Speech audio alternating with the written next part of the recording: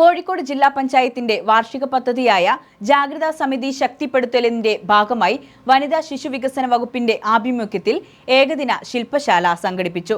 ജില്ലാ പഞ്ചായത്ത് പ്രസിഡന്റ് ഷീജ ശശി ഉദ്ഘാടനം ചെയ്തു. കേരളത്തിൽ മാത്രമാണ് നമ്മൾ കാണേണ്ടത് സ്ത്രീകളെ പൊളിറ്റിക്കലായിട്ട് മുന്നോട്ട് കൊണ്ടുവരാൻ തയ്യാറാവുന്നത് കേരളത്തിൽ കൂടുതൽ നമ്മൾ കാണുന്നുണ്ടല്ലേ. 51% നമ്മൾ സ്ത്രീകളെ ഈ മേഖലയിലേക്ക് കൊണ്ടുവരുന്നു എന്നുള്ളത് നമ്മളെ സംബന്ധിച്ചിടത്തോളം വളരെ സന്തോഷപ്രദമാണ്.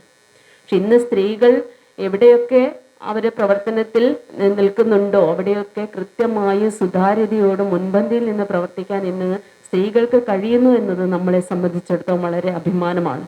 ഹോട്ടൽ വുഡീസിൽ നടന്ന പരിപാടിയിൽ vice president advocate P Gavas അധ്യക്ഷനായി. കഴിഞ്ഞ 5 വർഷക്കാലമായും വളരെ സജീവമായ ഇടപെടലുകൾ ഈ മേഖലയിൽ നടത്താൻ ഞങ്ങൾക്ക് സാധിച്ചിട്ടുണ്ട് എന്ന അഭിമാനബോധത്തോടെ പറയാൻ സാധിക്കും.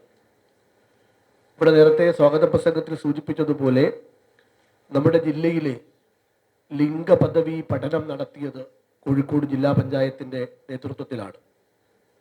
അത് കേവലമായ ഒരു റിപ്പോർട്ട് സമർപ്പണമല്ല, മറിച്ച് ജില്ലയുടെ എല്ലാ മേഖലകളിലെയും കടന്നു ചെന്ന് അവിടങ്ങളിലെല്ലാം സ്ത്രീകൾ അനുഭവിക്കുന്ന പ്രയാസങ്ങളെയും പ്രശ്നങ്ങളെയും നേരിട്ട് കണ്ട് അതിനെക്കുറിച്ച് അവരോട് സംവദിച്ച് ജില്ലയിലെ വിവിധ തദ്ദേശ സ്ഥാപനങ്ങളുടെ അധ്യക്ഷന്മാരുമായി നിരന്തരമായി വിവരങ്ങൾ പങ്കുവച്ച് ഉണ്ടാക്കപ്പെട്ട ഒന്നാണ്.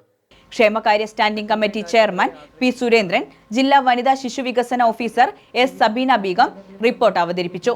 സ്ഥിരം സമിതി അധ്യക്ഷ വി പി ജമീല, ജില്ലാ വനിതാ സംരക്ഷണ officer Lincy, K V Reena, community woman facilitator P A Anjana എന്നിവർ സംസാരിച്ചു.